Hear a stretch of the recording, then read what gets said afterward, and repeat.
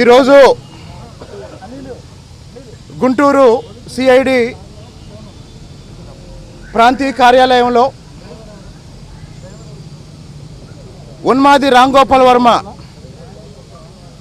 సమాజానికి పట్టిన చీడపురుగు రాంగోపాల్ వర్మ నా మీద పెట్టిన కేసుకు సంబంధించి సిఐడి వారు ఇచ్చిన నోటీస్ ప్రకారం ఉదయం 10 గంటల నుండి విచారణకు హాజరయ్యాను.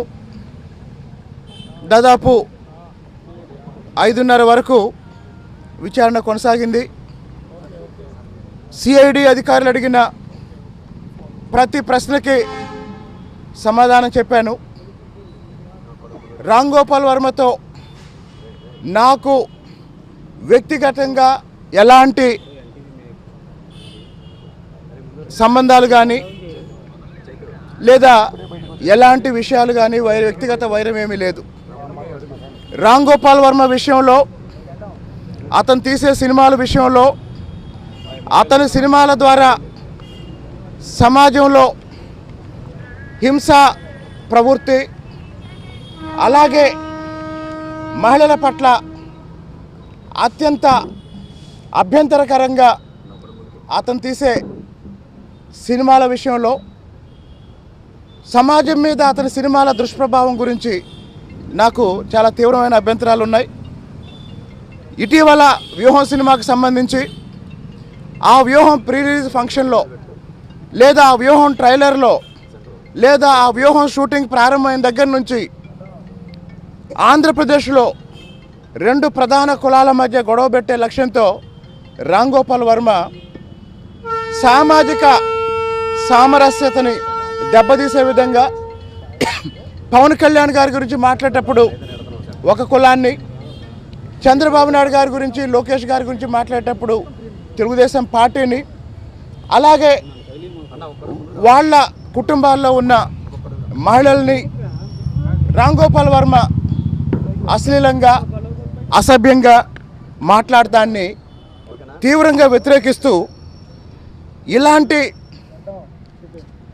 సామాజిక లేదా సంఘ వ్యతిరేక ఆలోచన విధానాన్ని ఖండించాలి అనే లక్ష్యంతో ఒక ఆవేదనలో నుంచి నేను రాంగోపాల్ వర్మని ఒక మాట అనడం జరిగింది. అందులో నా ఆవేదన అర్థం చేసుకున్న వాళ్ళకి నా ఆలోచన అర్థమవుతుంది. అలా కాకుండా దాన్ని నన్ను విమర్శించడానికి అవకాశంగా తీసుకున్న వాళ్ళకి అది నేరంగా కనిపిస్తుంది. ఈ మొత్తం మీద నా మీద కేసు పెట్టిన తర్వాత నేను రాంగోపాల్ వర్మకి ఫోన్ చేశాను. ఎందుకు అంటే నా అభిప్రాయం చెప్పడానికి ఫోన్ చేశాను. రాంగోపాల్ వర్మ నా ఫోను లిఫ్ట్ చేయలేదు. ఇదిగో ఇప్పుడు కూడా మళ్ళీ రాంగోపాల్ వర్మకు ఫోన్ చేస్తున్నాను.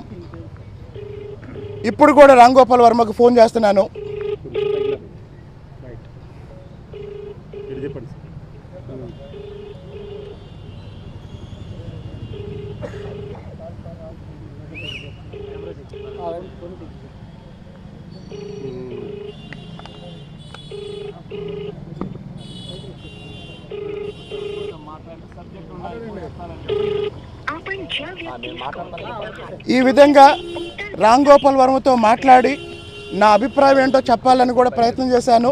అతను నా ఫోన్ లిఫ్ట్ చేయట్లేదు. పైగా ఈరోజు నాకు సిఐడి వాళ్ళు చెప్పిన దాని ప్రకారం వాళ్ళ మాటల్లో నాకు అర్థమైంది ఏంటంటే జీవితంలో మొట్టమొదటిసారి రాంగోపాల్ వర్మ భయపడ్డాడంట.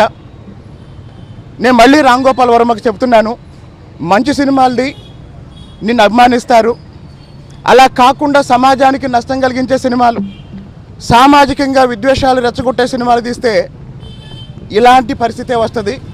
ఒళ్ళు దగ్గర పెట్టుకొని సినిమాలు తీయమని ఇంకోసారి చెప్తూ, ఈరోజు ఉదయం నేను సిఐడి కార్యాలయానికి వెళ్ళేటప్పుడు నాకు మద్దతుగా వచ్చిన ప్రతి ఒక్కరికి పాదాభివందనాలు తెలియజేస్తున్నాను.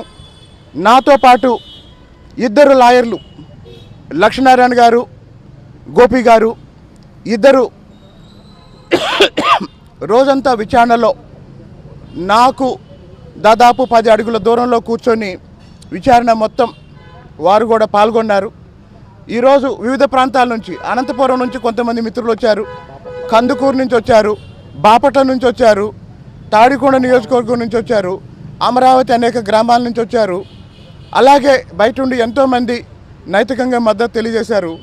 వీళ్ళందరికీ కృతజ్ఞతలు, పాదాబంధనాలు తెలియజేసుకుంటూ ఇంకొక విషయం ఏంటంటే, ఈరోజు విచారణ తర్వాత మళ్ళీ మరికొంత సమాచారం కోసం ఈ నెల 8వ తారీఖున మరోసారి రమ్మని చెప్పారు.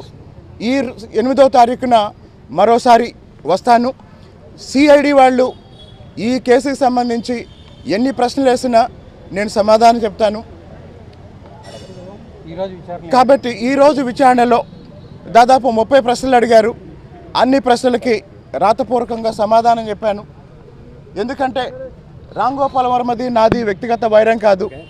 ఒక సామాజిక బాధ్యతగా, ఒక సామాజిక ఆవేదనతో నేను స్పందించిన తీరులో కొంత చట్టపరమైన అభ్యంతరాలు ఉన్నందువల్ల, ఆ విషయం కేసు దాకా రావటం వల్ల నేను అదే ఈరోజు విచారణలో కూడా చెప్పడం జరిగింది.